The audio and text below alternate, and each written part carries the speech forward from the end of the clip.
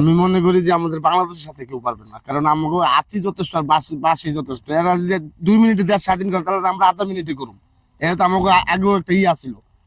Suvendu BJP নেতা সে বলেছে যে বাংলাদেশের সাথে যুদ্ধ করতে 2-3 দিন লাগবে না, 2-3 মিনিটের মধ্যে আমরা তাদেরকে দখল করে নিতে পারবো। আসলে তার কথাকে আপনারা কিভাবে দেখছেন? তার কথা আমরা কিভাবে দেখবো বলতে, আমরা মনে করেন এসব আর ক্যারি করবো না। আমাকে বাংলাদেশের লোক ক্যারি করবো না এগুলো। এগুলো আমাকে বাংলাদেশের লাঠি বইটা মুঠে এটি যথেষ্ট, পিস্তল লাগবো না আমাকে। ঠিক আছে, আমরা এমনি দেশ স্বাধীন করলাম, কোনো সমস্যা নাই। আচ্ছা, তারা যদি আমাদের বাংলাদেশের যে ভূখণ্ডে ঢুকে যে বিভিন্ন ফসল নষ্ট করেছে, তো এই ব্যাপারটাও কিভাবে কিভাবে দেখছেন? এটা আমাদের দেশের জন্য ক্ষতিকারক, কারণ আমাদের দেশে এমনি সব কিছুর দাম বাড়তি, তারপরে তারা আমাদের ক্ষতি করতেছে। একবার পানি ছেড়ে দিয়ে ক্ষতি করছে, একবার এটা দিয়ে ক্ষতি করতেছে। এটা তো আমরাও তো দাঁড়াবো, অবশ্যই দাঁড়াবো।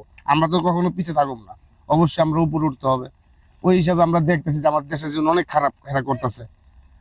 যে লেখা আছে ভারত খেদাও, কেন এই এই কথার কারণে ভারত খেদাও লেখা আছে, প্রত্যেক সাইনবোর্ডে লেখা আছে, যা দেখেন। ঠিক আছে।